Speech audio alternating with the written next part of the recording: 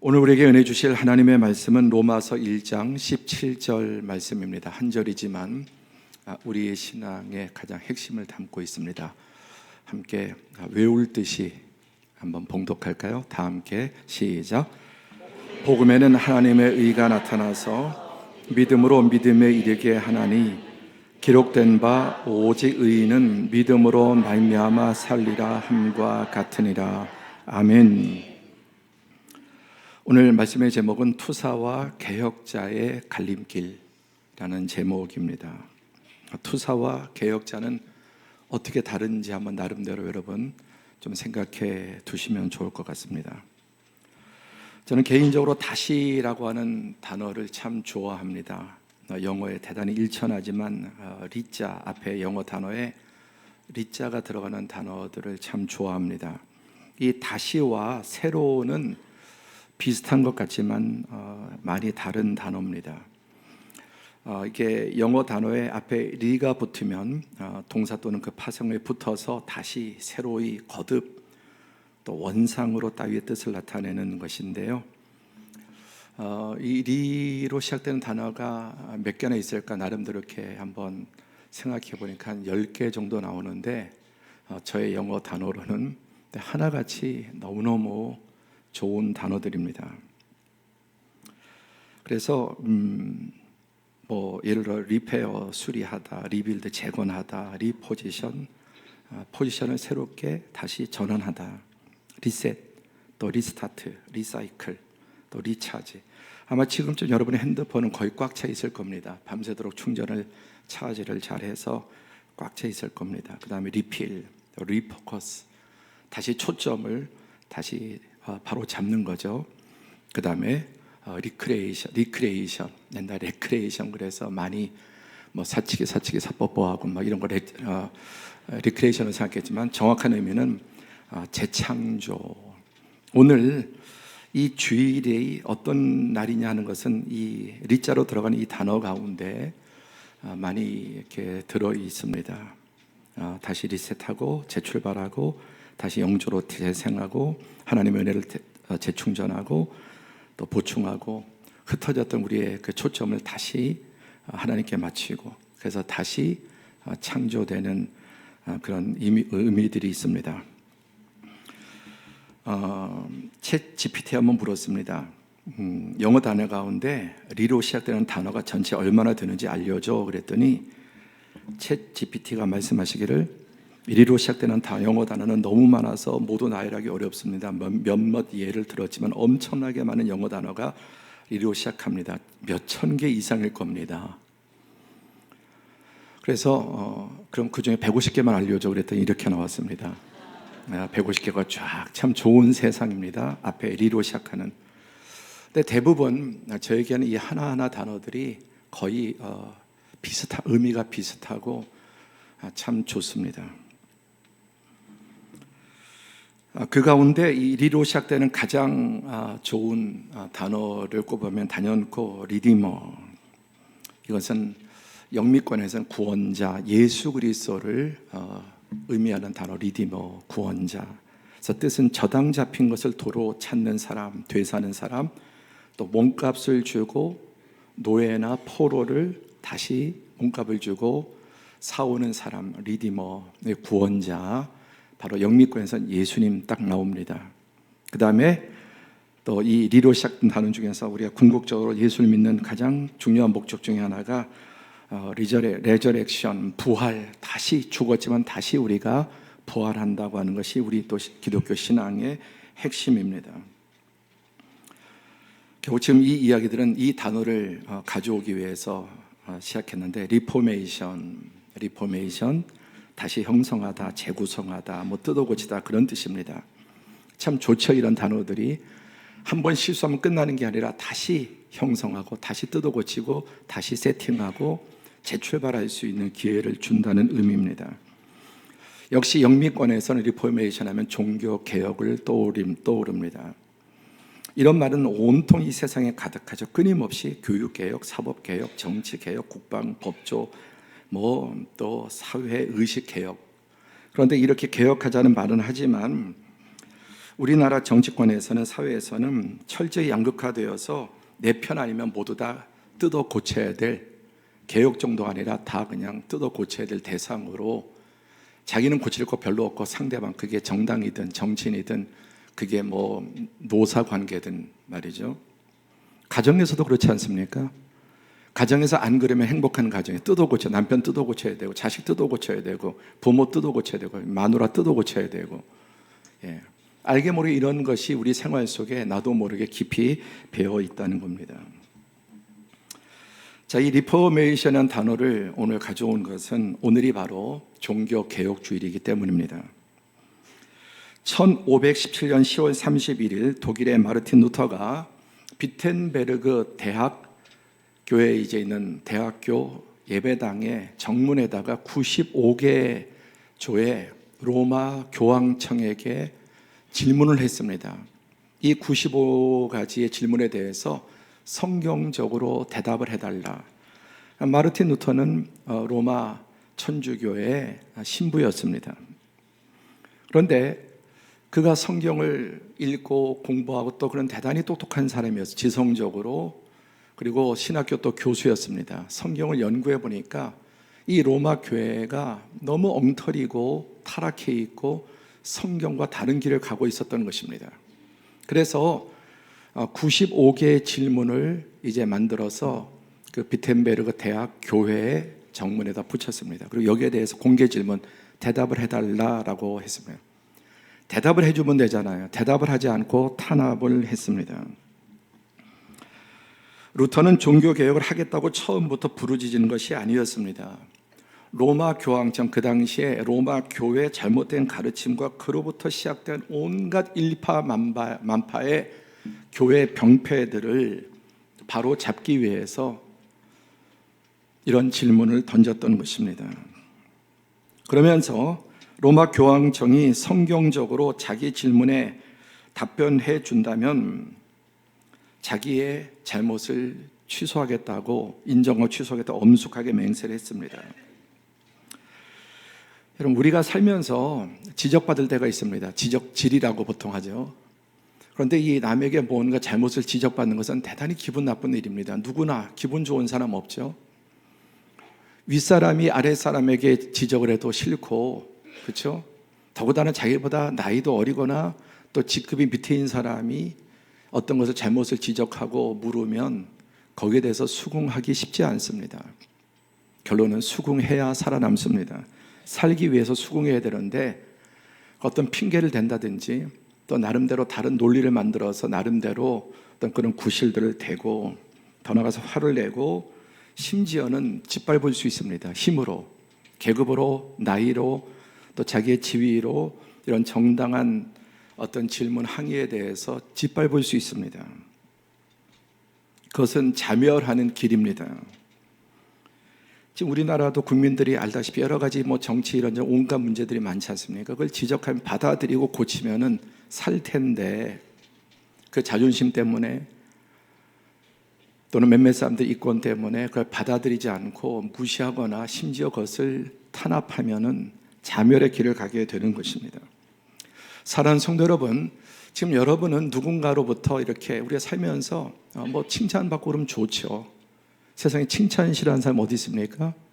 그런데 칭찬이라 어떤 문제를 지적했을 때 냉정하게, 근데 우리는 지적하는 자체를 참 싫어하는 문화죠. 유교적 문화가 아직까지 뿌리 있게 남아있기 때문에. 근데 고맙다, 정말 맞다, 그리고 내가 시정할게 하면 얼마나 좋겠습니까? 가정에서도 자녀들하고 절대 잘못했다는 소리 자식들한테 안 하고, 특히 나이가 많은 분일수록 그럴 수 있죠. 정말 잘못하면 자식들한테 무릎을 꿇을 수도 있어야 되겠죠. 예, 잘못했으면 아빠가 정말 그때 잘못했다 무릎 꿇을 수도 있어야 합니다. 그래서 응어리들 녹여내야 돼. 죽어도 그런 말 못하는 거예요. 부부간에도 그렇고 직장에서도 그렇고. 여러분, 누군가 지금 여러분에게 기분 나쁜 어떤 의의를 제기한다면 여러분 어떻게 하시겠습니까? 어떻게 하고 있습니까? 로마 교황청은 대답하지 않고 탄압을 했습니다. 오늘은 이 마르틴 루터가 종교 개혁을 일으킨 지 506년이 되는 해입니다. 우리는 이 마르틴 루터 종교 개혁의 후예들이죠. 처음엔 교회가 하나였습니다. 근데 교회가 이제 발전하고 이렇게 뭐 부흥하고 하면서 권력을 갖게 되면서 교회가 부패합니다. 그래서 교회가 둘로 쪼개지죠. 동방교회, 서방교회. 동방교회가 지금 우리에게 익숙하지 않은 동방정교회, 러시아라든지 동구권에 있는 동방정교회입니다. 한국에는 거의 있긴 하지만 미미합니다. 그다음에 서방교회는 바로 로마 카톨릭, 지금 말하는 천주교 로마 카톨릭으로 나눠집니다. 그리고 그 로마 카톨릭에서 이제 또 이 로마 교회가 부패함으로 이제 우리 개신교가 로마 카톨릭에서 나온 지 506년 된 해입니다. 그리고 10월 마지막 주일은 종교 개혁을 기념하는 주일입니다. 그러니까 여러분들은 다 이 개혁, 우리 개신교라고 그러지 않습니까? 개신교라면 개혁 교단의 이제 다 후예들이다. 마르틴 루터나 칼빈의 후예들이라는 겁니다. 근데 내가 개혁교인이 뭐가 다른지도 잘 모르고 워낙 우리의 삶이 바쁘고 피곤하고 많이 있지만 온갖 다른 것들은 많이 보면서 좀 내 신앙의 뿌리를 확인해야 되지 않겠습니까? 우리가 바빠도 뭐 이런 거 저런 거 뭐 많이 유튜브도 보시고 그럴 텐데 좀 내 신앙의 뿌리를 확인하는 그런 유튜버들도 너무나 많지 않습니까? 그러니까 도대체 내가 내 신앙의 뿌리는 뭔지 그런 것들을 모른 채 그냥 여러분 이러고 그냥 가는 것과 다를 바 없는. 네. 제가 동방종교회 카톨릭 가보니까 다른 건 아니지만 그냥 이러고 갑니다. 그리고 한 뭐 10원, 100원 던지고 가는 거예요. 그게 뭐 하는 거냐 도대체. 오며 가며 계속 가서 그 앞에 가서 뭐 이렇게 십자 성모 긋고, 네. 뭐 잘하면 촛불 하나 켜고, 네. 도대체 뭐를 믿는지도 모르고 끊임없이 동방종교 한 2시간 예배 앉았다 일어났다 앉았다 일어났다 말씀이 없습니다. 말씀이 없어요. 뭐 초 피우고 향 붙이고 껐다 켰다 들어갔다 나갔다 앉았다 일어섰다. 그러니까 평생을 믿는데 그냥 왔다 갔다 하면서 옛날 성황당에서 그냥 이렇게 지나가다가 절함을 하고 비나이다 하고 지나가는 것과 다를 바 없을 수 있습니다. 그래서 오늘 종교개혁주의를 맞이해서 이 종교개혁자 마르틴 루터는 어떻게 이런 일을 이제 일으키게 되었는가? 그는 워낙 엄격한 집안에서 자랐습니다. 아버지가 너무너무 강압적이고 엄격했습니다. 그래서 루터는 어릴 때 또 그는 주기도문을 외울 때 많이 외우잖아요. 하늘에 계신 우리 아버지. 우리 아버지란 말을 너무 싫은 거예요. 자기 육신의 아버지에 대해서 너무나 질리고 너무나 눌려 있었기 때문에 그게 하나님 아버지라도 그런 느낌을 받는 거예요. 우리 아버지, 아빠 된 분들과 자녀들에게 아버지 하면은 여러분 아버지가 어떤 아버지가 떠오릅니까? 우리 모두는 아버지 상이 있어요. 이 아버지 상이 여러분 어두우면 인생이 어둡습니다. 아버지 상이 찌그러진 사람은 삶을 이렇게 자기의 인성이 이렇게 찌그러지게 돼 있어요. 그 바로 치료받아야 합니다. 그러니까 여러분 여성이든 남성이든 아버지 할 때 여러분 어떤 아버지가 떠오르세요? 근데 너무 좋은 아버지를 떠오르면 정말 행복한 겁니다. 하나님의 은혜에 감사해야 돼요. 근데 아버지 하면 쓴뿌리가 올라오는 그 아버지도 그 아버지에게 또 그렇게 당하거나 그렇게 눌렸겠죠. 그러니까 하늘에 계신 우리 아버지가 싫은 거예요. 여러분 우리가 아버지를 생각할 때 하나님 아버지를 부를 때 육신의 아버지 때문에 육신의 아버지도 이런데 우리 하나님 아버지는 얼마나 좋으실까. 아멘. 우리 모든 성도들이 그런 아비가 될 수 있기를 바랍니다. 그리고 진로도 루터의 전공과 뭐 희망 이런 거 관계없이 억지로 너는 법대 가라.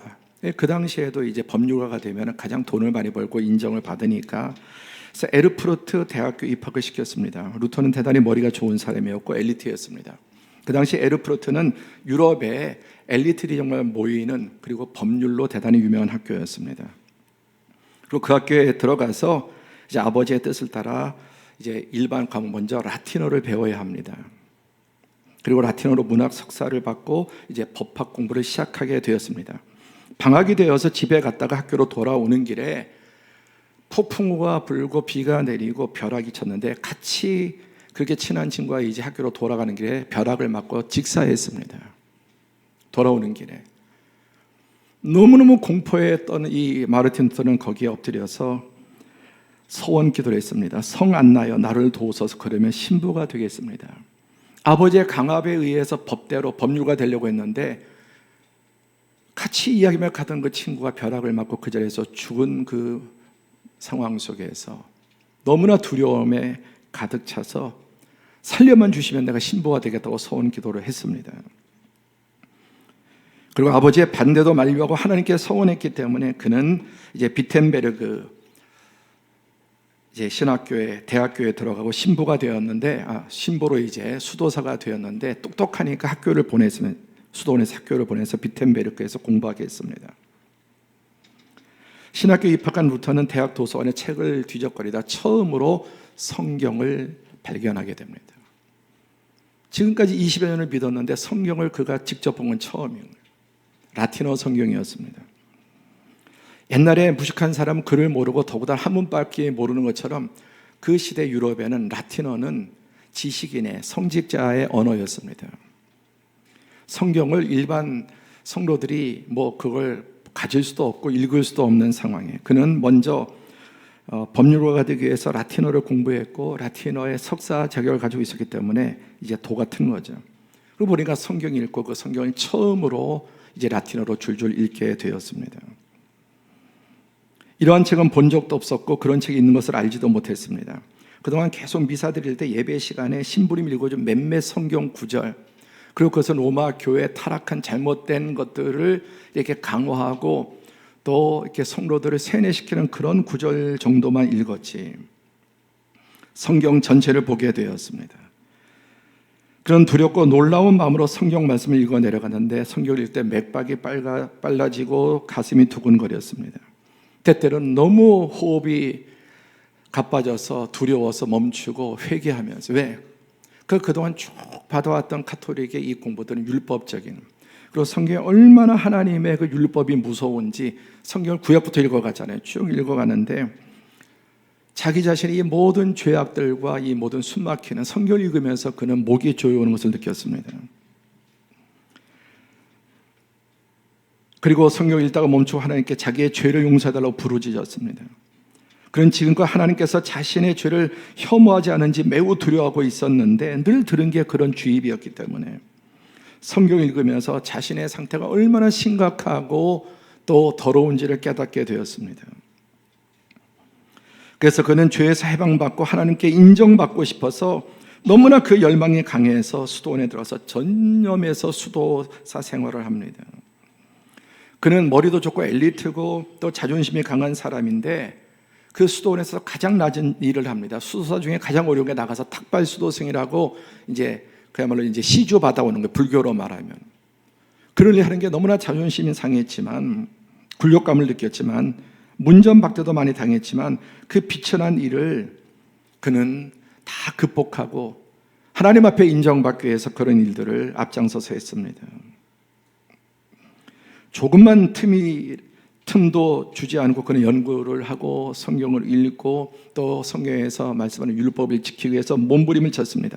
잠자는 시간, 식사하는 시간까지도 매우 아꼈습니다. 점점 죄에 대한 자각이 깊어졌고 그는 자기 행위로 이런 하나님께 만족을 주고 드리고 하나님께 인정을 받고 싶었습니다. 여러분, 자녀들이 이 부모에게 인정받지 못하는 것은 대단히 그 내면이 일그러져 있게 됩니다.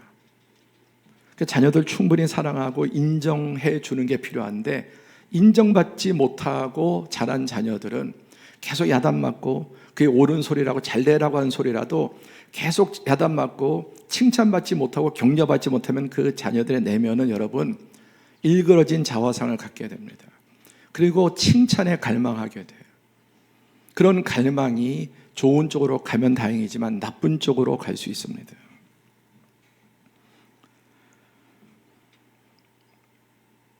그래서 가장 엄격한 생활을 하고 금식 천려하고 또 자신 안에 내면의 작은 털끝 같은 잘못도 극복하려고 애를 썼습니다. 심지어 자기 채찍으로 자기를 때리면서.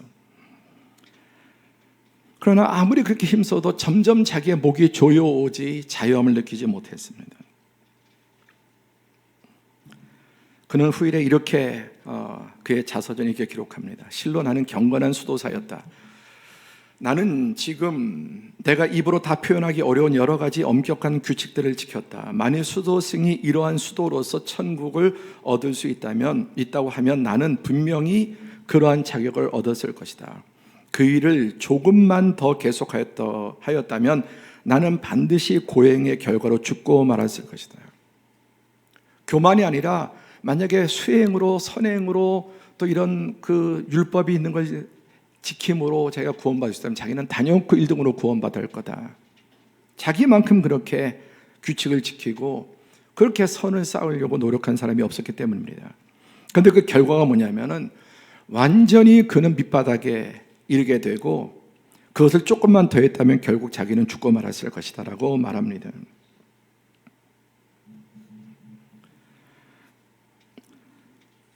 실제로 그는 이런 과정에서 극도로 쇠약해지고 병을 얻고 경련을 일으키기도 했습니다. 여러분, 자기 죄 문제 때문에 그런 경험을 혹독하게 본 적이 있습니까? 아무리 애쓰고 결심하고 노력해도 내 죄 문제를 해결하지 못해. 누구보다 양심이 살아있는 사람이었죠. 그래서 실제 루터는 병에 걸렸고 평생 그는 종교개혁을 한 다음에도 이 여러 가지 그때의 병에 시달렸습니다. 그런 완전한 절망에 이르게 되고 이제 죽음 직전까지 그렇게 피폐해져 갔는데 그때 하나님께서 그의 구원자를 보내주셨습니다. 스타피우추라고 하는 수도원 원장인데 끊임없이 원장에 가서 고해성사하고 새벽이든 밤이든 낮엔 찾아가서 자기 죄를 고하고 이 죄를 해결하려고. 그러니까 얼마나 여러분이 이 원장이 시달렸겠습니까? 그러면서 점점 더 정말 나락으로 빠지는 구원이 아니라 병들어가는 루터에게 스타우피츠가 이렇게 말해 주었습니다. 자기 자신의 죄를 보지 말고 하나님의 은혜를 보라. 또 하나님의 율법을 범함으로 받을 영원한 형벌을 생각지 말고 오직 너의 모든 죄를 용서해 주시는 대속의 구원자 예수님을 바라보라. 너의 죄로 인하여 스스로 괴롭게 하는 대신에 구주의 팔에 그대 자신을 맡기라. 아직도 이런 불교식으로 예수 믿는 분들이 있습니다. 과거에 지은 죄, 내가 잘못했다, 너무 내가 악한 죄를 지었다, 용서받을 수 없는 죄를 지었다. 그리고 이제 남은 생에 선행을 하고 어찌하든 착한 일을 해서 내가 남은 생애를 한번 좀 의롭게 살아보겠다. 참 좋지만 그것은 여러분 이교적인, 그건 잘못된 신앙입니다. 얼마나 훌륭합니까?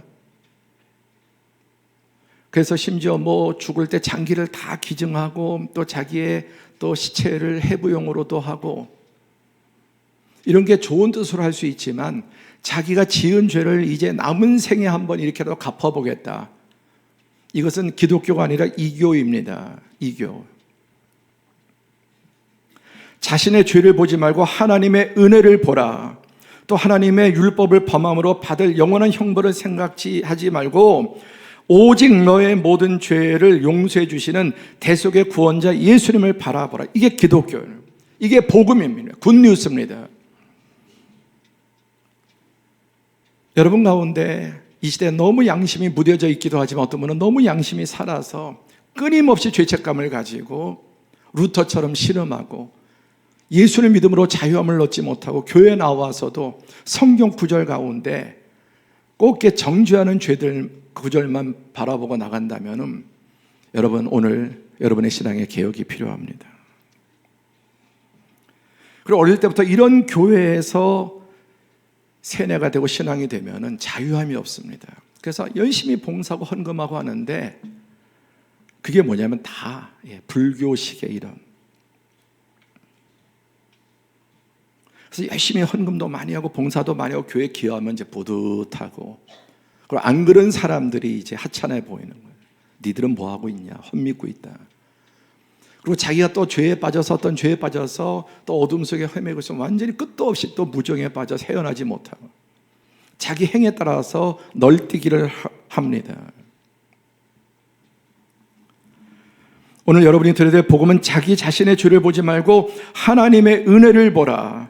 또한 하나님의 율법을 범함으로 받을 영원한 형벌을 생각지 말고 오직 너의 모든 죄를 용서해 주시는 대속의 구원자 예수님을 바라보라.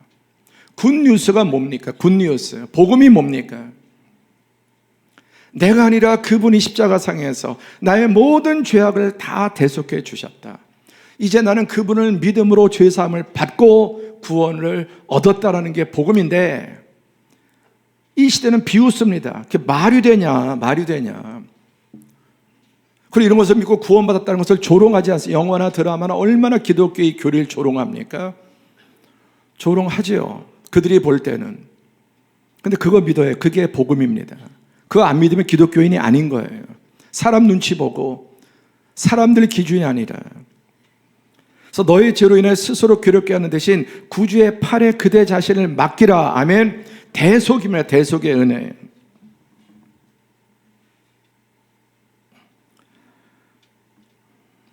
그리고 그분을 신뢰하라. 그분의 생애에 나타난 의와 그분의 죽으심으로 말미암은 속죄를 신뢰하라. 하나님 아들의 말씀을 들으라. 그분께서는 하나님의 은총을 그대에게 보증해 주기 위하여 사람이 되셨다. 너를 먼저 사랑해 주신 그분을 사랑하라. 아직까지 자신의 죄악에 매여 있는 분이 있다면 여러분, 오늘 루터가 깨달은 이 복음이 여러분에게 임하기를 바랍니다.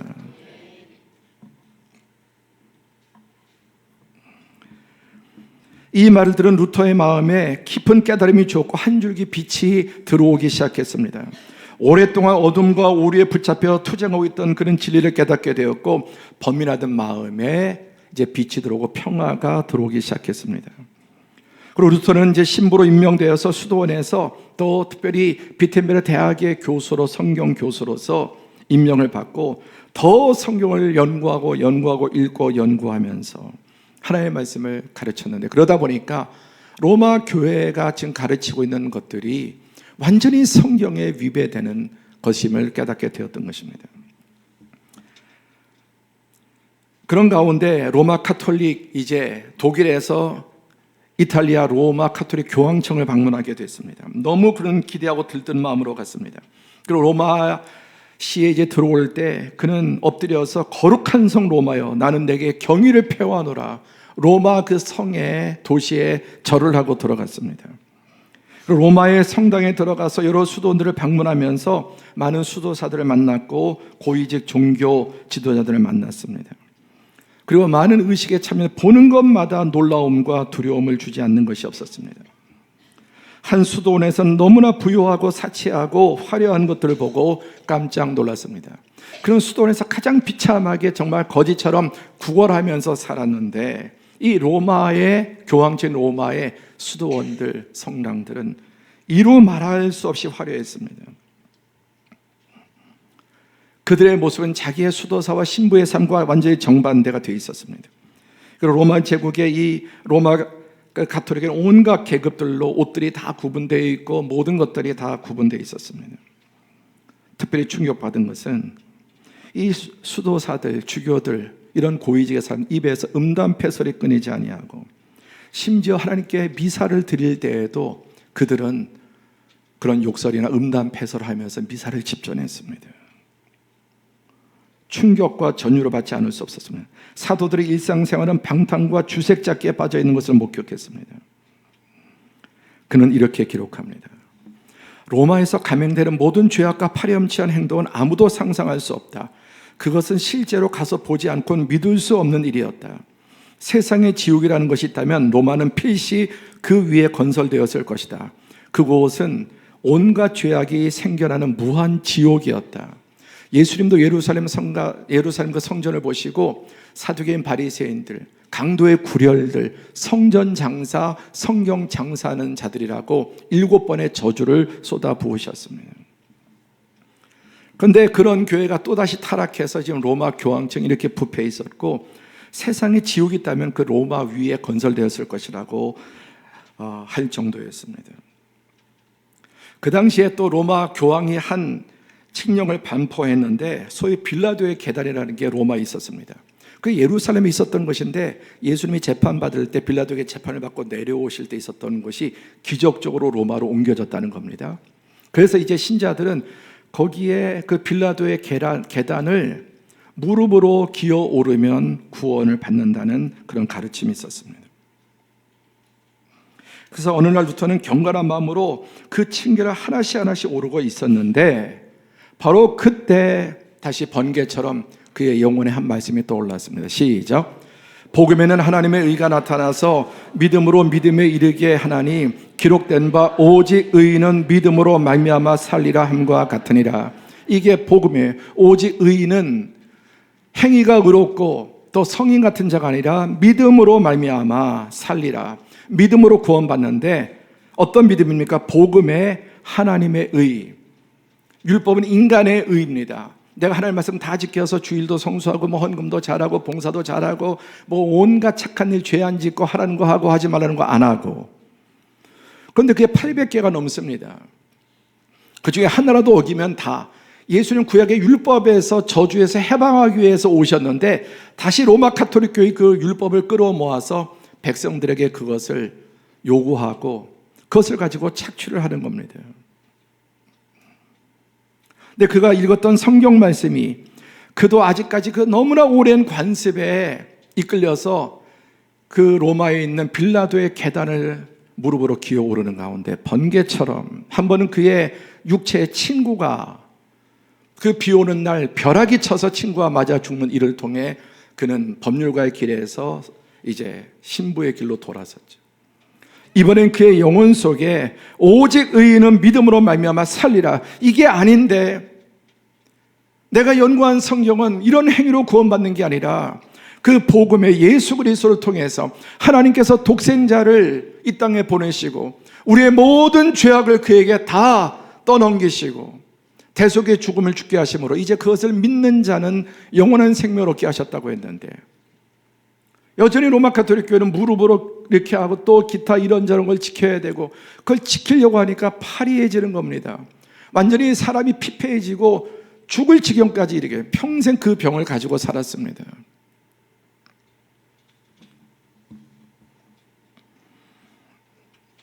정작 그런 로마에 그렇게 가르치는 교황이나 주교들이나 그런 신부들의 모습은 이런 지옥이 따로 없는 이렇게 방탕하고 음란하고 더럽고 탐욕적인 그런 집단이 없는 것을 보게 되었습니다. 이 말씀이 들자 그는 부끄러운 생각이나 그곳에 일어나서 걸어 나왔습니다. 그의 눈은 열렸고 더 이상 이제 로마 교회의 가르침을 따르지 않게 되었고 비텐베르크에 돌아와서 더 성경 말씀을 더 그래서 우리 개신교가 가장 중요하게 생각하는 로마서, 갈라디아서 이런 말씀을 통해서 이거 완전히 잘못됐구나, 완전히 썩어 부패했구나라는 것을 깨닫게 됩니다. 로마교는 하나님의 은혜를 닫고 율법을 상품으로 팔았고 그 중에 로마 교회가 개발한 가장 특상품이 면죄부였습니다. 면죄부 판매. 이것이 어떻게 가능했습니까? 사제들도 무식하고 백성들은 더 무식해요. 아예 성경을 읽지 못하게. 그 당시에 인쇄나 이런 것들 때문에 성경책을 구할 수도 없었지만 이런 것들을 사제들도 공부하지 않고 게으르고 일반 백성들은 전혀 모르니까 그냥 주일날 설교 시간 이때 예배 시간에 듣는 몇 구절이 전부인 거예요. 전부.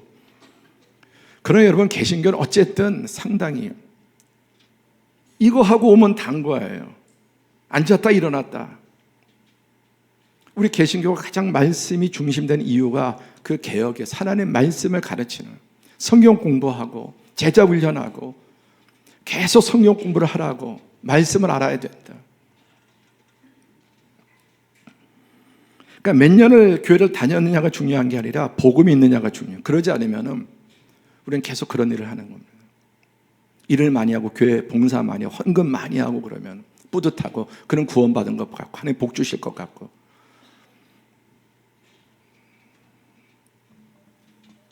면죄부를 판매합니다. 로마 교황청의 부패의 꼭대기는 정점은 면죄부였습니다. 교황 레오 10세는 베드로 성당을 짓기 위해서 1506년 헌금을 통한 면죄부를 선포했습니다. 그리고 아주 말을 잘한 사기꾼 같은 그 사기꾼 수도사 태체를 교황의 특사로 임명해서 그 제국을 다니면서 이렇게 설교하도록 했습니다. 단순히 면죄부를 산 사람만의 죄가 아니라 그의 부모, 친지, 영혼조차 면죄부를 산 돈이 금고에 떨어져 짤랑거리는 소리와 함께 연옥으로부터 튀어나온다. 면죄부 헌금을 내는 순간 그만한 교회에 영적인 은혜를 얻기 때문에 자기 죄를 회개할 필요가 없다. 이미 죽은 사람을 위해서도 면죄부를 살 수 있으며 이때도 고해성사나 회개의 필요가 없이 오직 돈을 가지고 오면 연옥의 영혼이 구원받을 수 있다.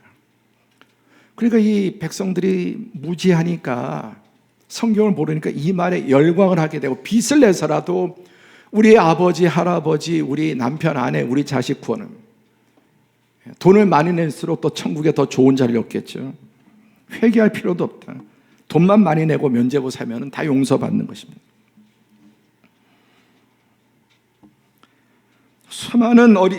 수많은 이 신자들이 열성적으로 면죄부를 사게 되고 교황청 금고는 차고 넘쳤습니다.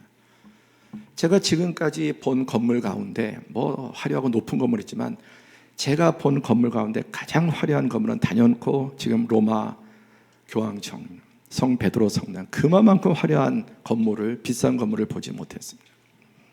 세상에 이런 궁궐 저런 걸 물론 제가 얼마나 받겠습니까만은, 그러나 제가 본 가운데 로마 교황청의 성 베드로 성당처럼 화려하고 값비싼 건물이 없습니다.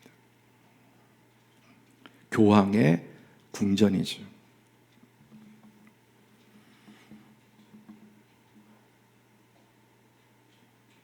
그리고 일부 성경을 알고 의식 있는 사람들이 반대하면 어떻게 말했냐?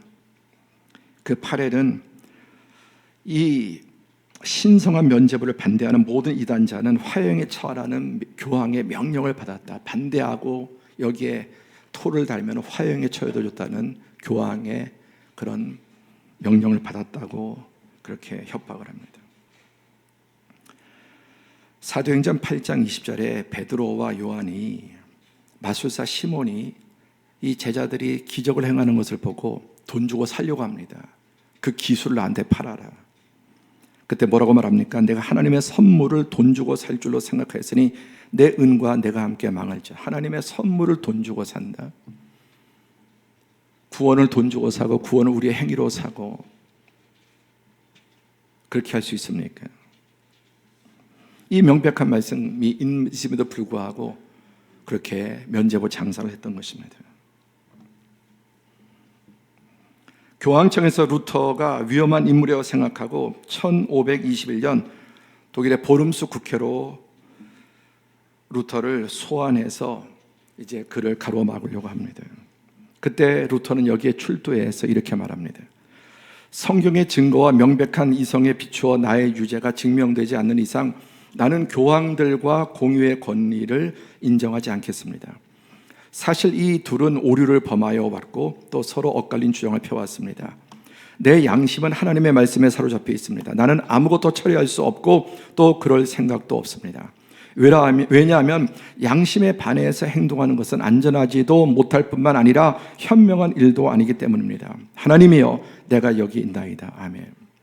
그 원수들이 가득한 그 보름수 국회, 로마 황제, 로마 교황의 수종들로 가득한 그곳에 이렇게 말해요.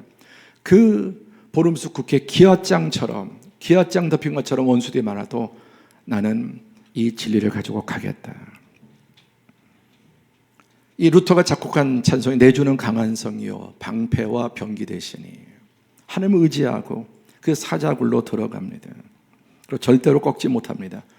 내 주장이 성경에서 어긋나고 인간의 참된 이성에서 어긋난 것이면 그거를 성경과 이성에 의해서 얘기하면 내가 인정하겠다. 그전에는 절대로 나는 바꿀 수 없다. 하나님, 제가 여기 있습니다. 그 원수들 앞에 죽이려고 혈안이 된 하이에나 같은 자들 앞에서 루터는 생명을 걸고 이곳에서 자기의 참된 신앙을 증거했습니다.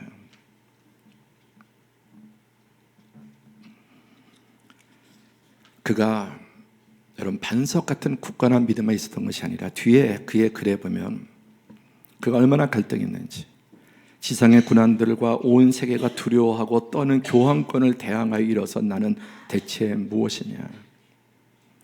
이 세상의 군왕들과 온 세계가 두려워하고 떠는 교황권에 대하여 일어선 나는 대체 무엇이냐? 내가 어쩌자고 지금 이렇게 이 교황권에 대항을 하고 왜 이러는가 스스로 처음 2년간 마음속으로 어느 정도의 고민을 하였으며 실망과 낙담을 겪었는지 아무도 모를 것이다. 그러나 나는 사람의 도움이 끊어졌을 때 오직 하나님만을 앙망하였다. 그리하여 그는 전능하신 하나님의 손을 붙들 때 절대로 안전하다는 것을 배웠다. 그런 낭만과 도대체 내가 지금 뭔 짓을 하고 있는 거지? 내가 왜 이러는 거지? 두려움이 있었지만 하나님 말씀으로 돌아가서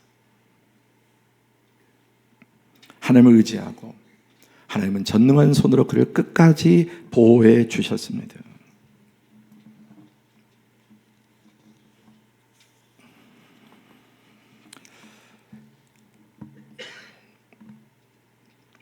이 루터보다 20년 지나서 이제 종교개혁을 이어받은 사람이 칼빈입니다. 칼빈 많이 들어보셨죠? 존 칼빈. 가장 강력한 기독교 지도자였습니다. 루터가 종교개혁을 일으켰다면 이 종교개혁을 완성한 사람이 칼빈이라고 하는 신학자인데 25살에, 26살에 그 유명한 기독교 강요라고 하는 기독교 역사, 2000년 역사의 가장 위대한 신학, 아직도 이를 뛰어넘을 수 없는 기독교 신학의 최고봉인 기독교 강요를 26살에 썼습니다. 대단한 천재죠. 칼빈의 기독교 강요만큼 기독교 신앙에 막대한 영향을 끼친 예는 드뭅니다. 종교 개혁을 이끈 많은 인물들이 있었지만 결국 개혁교회의 신학은 점차 칼빈 쪽으로 수렴되었고 개혁주의라는 말은 칼빈주의라는 말과 동요로 쓰이고 있다. 우리 개신교, 개혁교회는 로마 카톨릭의 잘못된 성경의 해석이 아니라 루터, 칼빈 이런 종교개혁자들은 위대한 학자들이었습니다. 최고의 학자들이었습니다.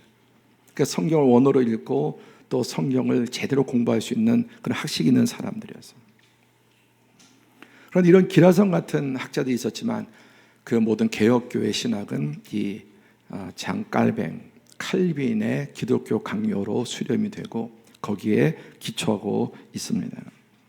우리 장로교는 특별히 이 칼빈주의, 개혁주의를 따르는 그 칼빈이 성경을 해석한 그 신앙을 따르는 것이 바로 개혁교회, 또 개혁 그 중에서도 우리 장로교는 칼빈의 신학을 따르고 있습니다.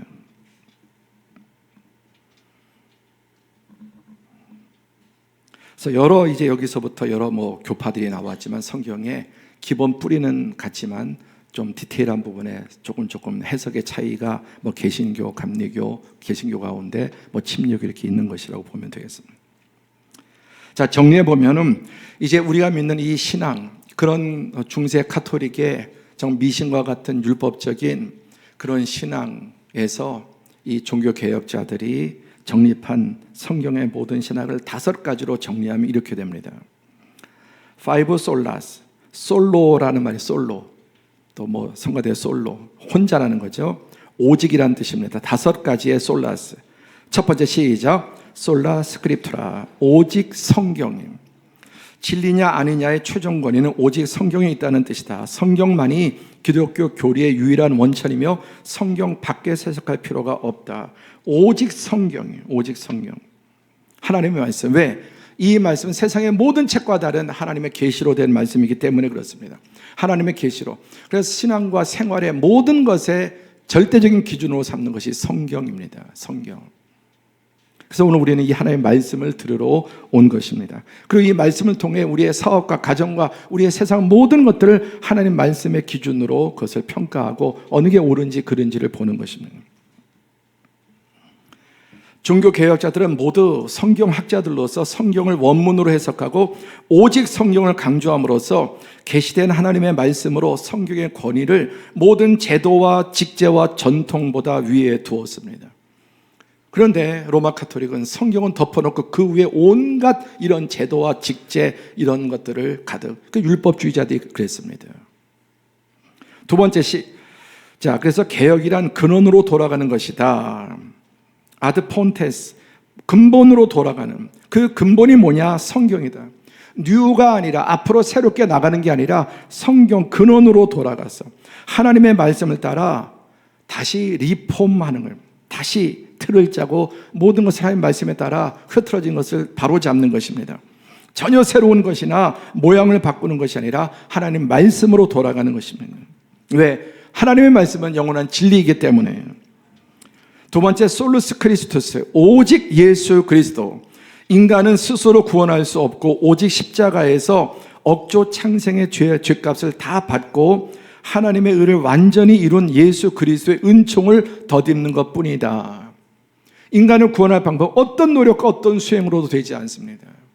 오직 하나님의 아들 예수 그리스도 십자가의 대속의 그 은혜, 그분이 인류와 나의 모든 죄값을 다 받으시고 다 이루셨음을 믿고 이제 하나님께서 예수님을 통해서 그 이루신 일을 나에게 입혀주는 거예요. 칭의, 의롭다고 하시고 입혀주시는 것입니다.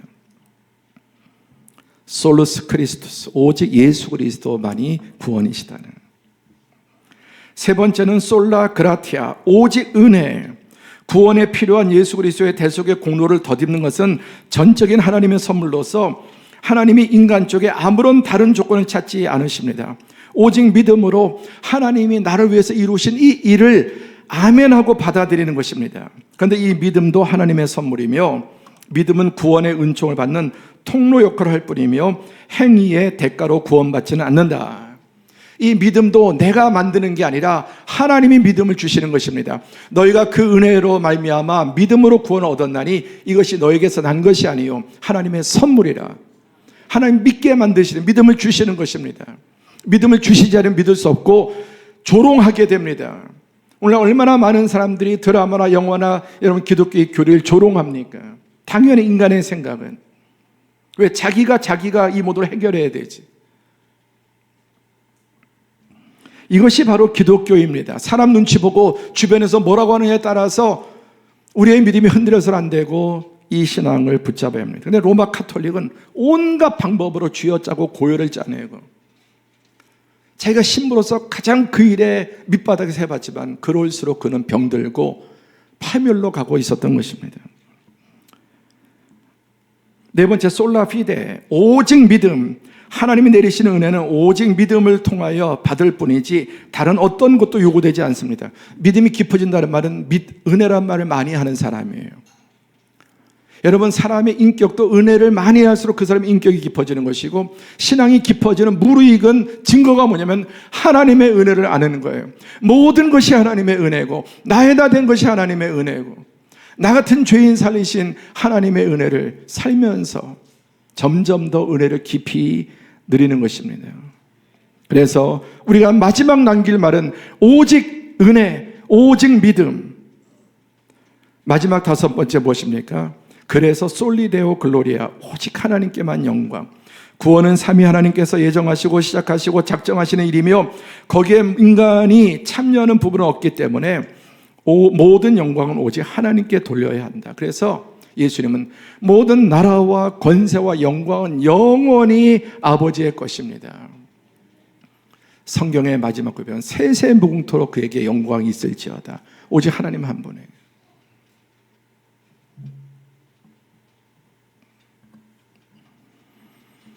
여러분, 인간 교회 공동체는 계속해서 환경이 좋아지면 타락하게 돼 있어요. 사람도 그렇습니다. 특별한 극한 그런 훈련을 받지 않으면 사람은 잘 되고 출세하고 돈 벌고 하면은 그 정상적으로 쓰지를 못해요. 우리 요즘도 끊임없이 역사에서 그 유명한 연예인들이 뭐가 부족해서 그 내면에 빙산의 일각이죠. 그래서 우리는 끊임없이 개혁돼야 돼요. 교회는 끊임없이 개혁돼야 되고 또다시 개혁돼야 돼요. 어디로? 하나님의 말씀으로. 주일은 우리가 다시 개혁되는 거죠. 다시 하나님의 말씀을 아까 리로 들어가는 그 수많은 좋은 의미를 다시 오늘 이 주일을 통해서 다시 새로워지고 우리의 믿음이 무엇인지 우리가 붙잡아야 될 게 무엇인지 다시 깨닫고 리포커싱하는 은혜가 있기를 바랍니다.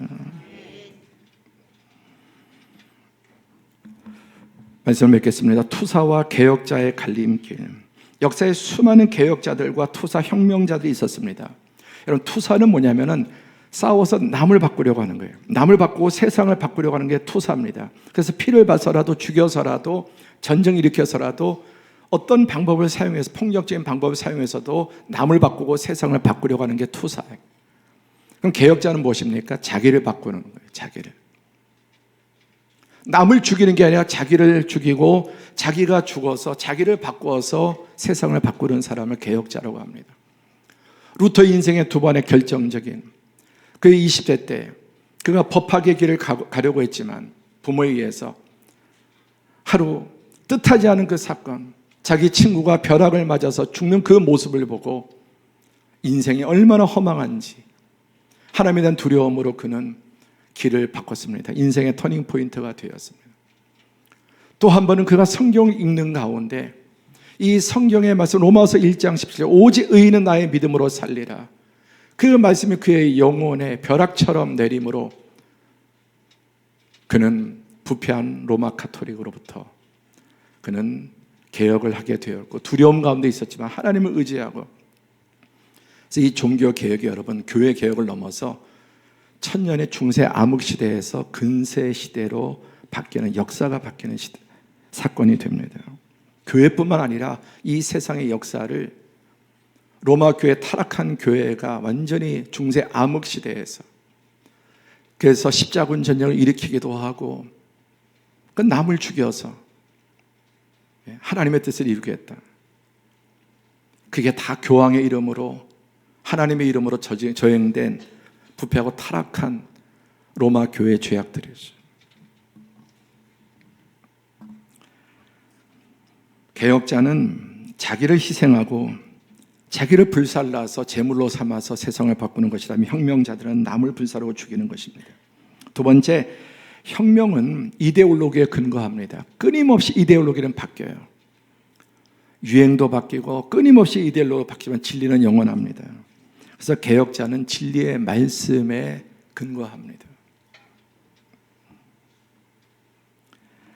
이뿐만 아니라 역사의 모든 위대한 하나님의 사람들, 영국의 역사상 가장 위대한 고아의 아버지라고 불리우는 독일 사람 조지 뮬러는 영국과 독일이 전쟁할 때 독일 사람으로 영국의 브리스톨로 건너가서 거기서 고아원을 세우고 독일에 촉발된 정쟁에 수많은 고아들 수천 명을 살렸는데 그가 이 말씀 한 구절로 이 말씀을 읽다가 그의 거룩한 처소에 계신 하나님은 고아의 아버지시며 과부의 재판장이시라. 우리 하나님은 고아의 하나님이시다. 그래서 자기의 길을 포기하고 고아의 아버지가 되기로 적국 영국에 가서 고아의 아버지가 됩니다. 젊을 때 극한 방탕에 사로잡혔던 온갖 음란과 더러운 죄악에 방탕으로 가득했던 어거스틴도 성경 말씀 한 구절에 이 로마서의 말씀 밤이 깊고 낮이 가까웠으니 그러므로 우리가 어둠의 일을 벗고 빛의 갑옷을 입자. 낮에와 같이 단정히 행하고 방탕하거나 술 취하지 말며 음란하거나 호색하지 말며 비웃거나 다투거나 시기하지 말고 오직 주 예수 그리스도로 옷 입고 정욕을 위하여 육신의 일을 도모하지 말라. 극한 방탕에 고등학교 2학년 나이에 벌써 아이를 낳고 얼마나 문란하고 이교와 머리는 대단히 똑똑한 사람이었지만 그의 윤리와 도덕은 완전히 방탕한 사람이었습니다.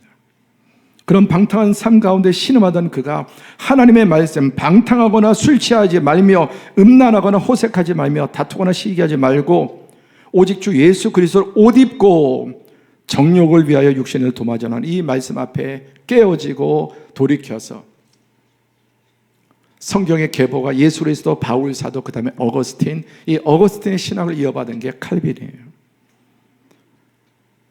우리 개신교 신앙의 가장 위대한 두 인물 어거스틴과 칼빈, 완전히 성자로 바뀌어서 또 한 번의 그 시대의 종교 개혁을 일으킨 사람이 되었습니다. 우리 다 함께 말씀 읽고 마치겠습니다. 시작. 복음에는 하나님의 의가 나타나서 믿음으로 믿음에 이르게 하나니 기록된 바 오직 의인은 믿음으로 말미암아 살리라 함과 같으니라. 기도하겠습니다.